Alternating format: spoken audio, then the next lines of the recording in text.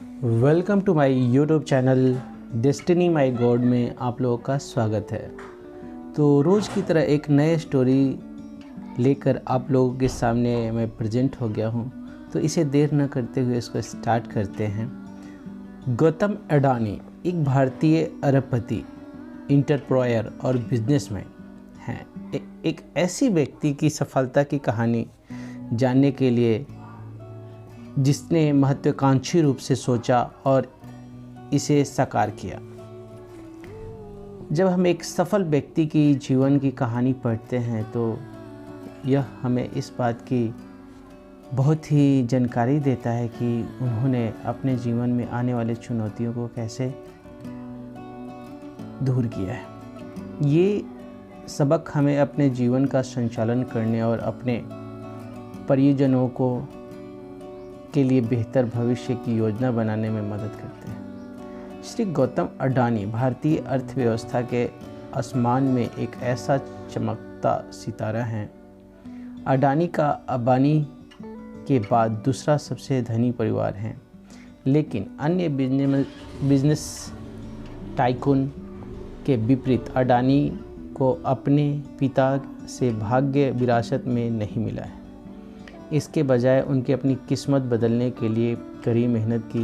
यदि आप गौतम अडानी की सफलता की कहानी देखें तो यह उनकी दृढ़ इच्छा शक्ति, व्यावसायिक कौशल और कड़ी मेहनत को प्रकट करता है, जिसका उपयोग उन्होंने अपनी सफलता की सीढ़ी बनाने के लिए किया था।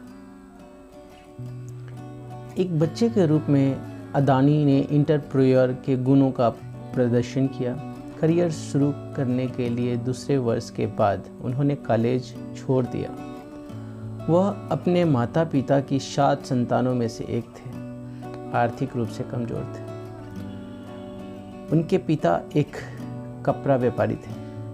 अडानी डायमंड सॉर्टर का काम शुरू करने के लिए मुंबई चले गए।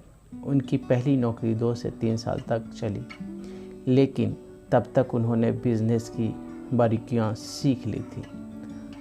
अब यह बाजार के साथ कैसे बदलता है, बिजनेस के उनके ज्ञान के उन्हें हीरे की दलाली स्थापित करने में मदद की। यह पहला बिजनेस था जिसमें उन्होंने हाथ आजमाया। उनके जीवन का अलग पड़ाव आया था जब उनके भाई महासुख अडानी ने उन्होंने अहमदाबाद में वापस बुलाकर उसे प्लास्टिक फैक्ट्री में काम किया जिसे उन्होंने शुरू किया था।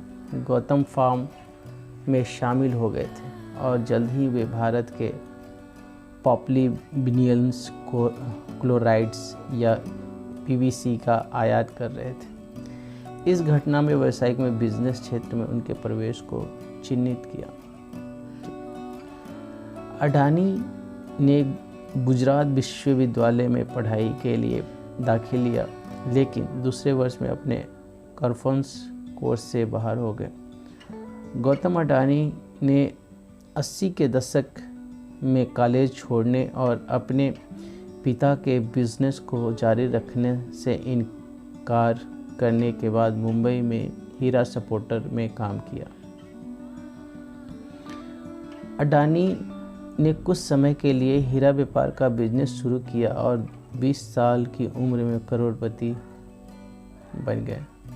उन्होंने अंततः 1988 में एक वस्तु एक्सपोर्ट फर्म शुरू किया।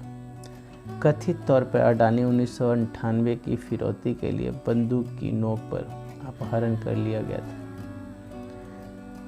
जब वह एक अन्य व्यक्ति के साथ अहमदाबाद में एक क्लब से निकला था और बाद में रिहा कर दिया गया। अडानी का 26/11 का आतंकी हमलों के साथ भी करीबी मुठभेड़ था। होटल के कर्मचारी ने ताज पर हमला करने वाले आतंकवादियों से तहखाने में छिपने में उनकी मदद की, जहां वो भोजन कर रहा था। उसे यह कहते हुए अद्भुत किया गया कि उसने जिस मेज पर वहाँ बैठा है उसी से आतंकवादियों को इमारत में प्रवेश करता देखा।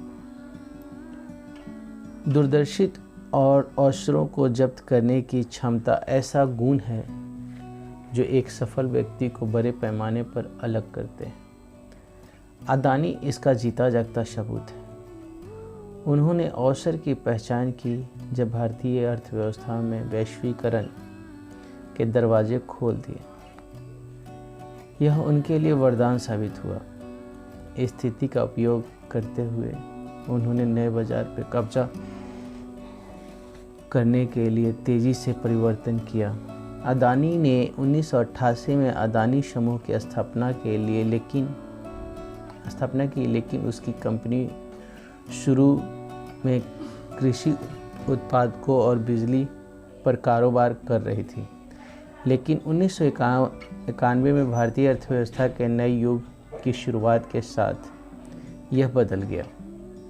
अदानी ने बाजार की मांग में बदलाव देखते हुए परिवर्तन को लाने का अवसर लिया। धीरे धीरे अदानी समूह के एक समूह के रूप में उभरा, जो बिजली उत्पादन और घोषणा, पारेषण, कोयला व्यापार और खनन जैसे वितरण, तेल आदि गैस खोज पर बंदरगाहों और एक्साइज में परिवर्तन ला रहा था। एक शूटिंग स्टार की तरह अपनी असफलता बावजूद गौतम हमेशा अपनी जड़ों से जुड़े रहे। अपनी पत्नी प्रीत अदानी के साथ जो पेश में डेस्टिज और अदानी फाउंडेशन की मैनेजिंग टेस्टिंग है, वह कई परोपकारी गतिविधियों में लगी हुई हैं और बहुत कुछ में सुधार करने में काम करती है। फोर्ब्स के अनुसार गौतम अडानी, जो अपनी समूह के अध्यक्ष हैं, की कुल संपत्ति 4 जनवरी 2022 तक 8 मिलियन से कुछ अधिक 24 नवंबर 2021 को $89.1 बिलियन का कुल संपत्ति के साथ अडानी कुछ समय के लिए एशिया में सबसे अमीर थे। उन्होंने RIL के मुकेश अंबानी को स्थापित किया। फोर्ब्स अरबपतियों की सूची 2021 में 59 वर्षीय 24 है और ब्लूमबर्ग विलियम्स इंडेक्स पर 14 पर रखा गया है।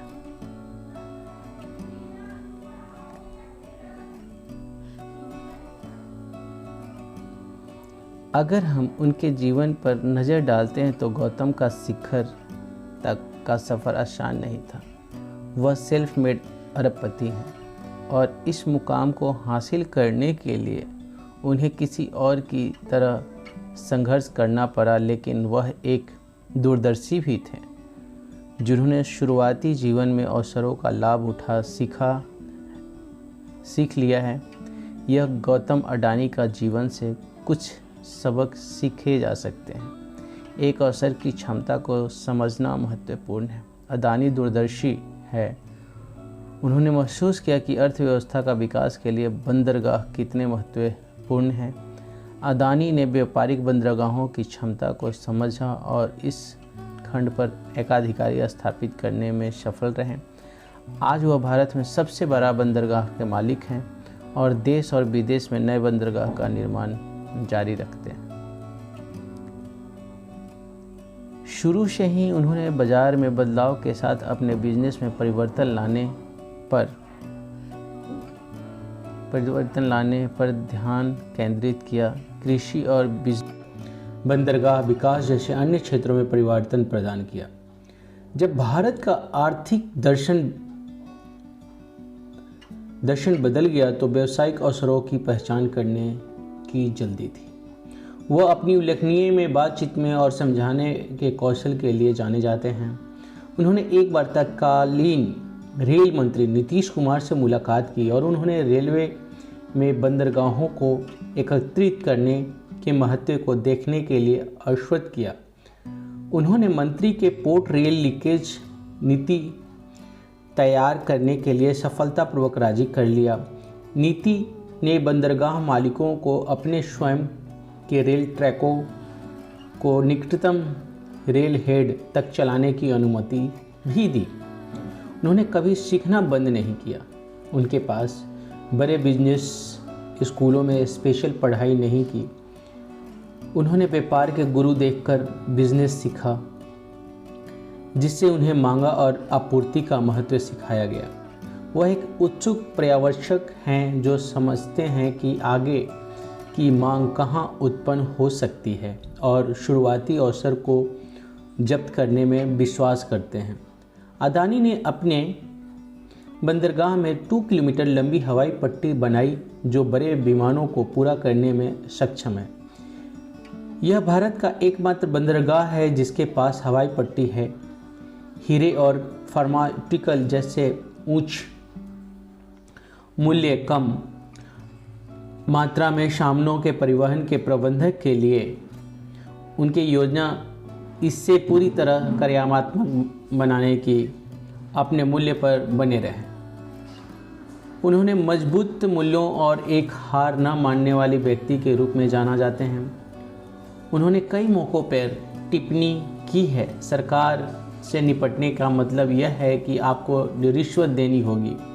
सरकार और अदालत के साथ उनके मतभेदों का उनका उचित हिस्सा था। आपका focus long term value generation पर शिफ्ट करें।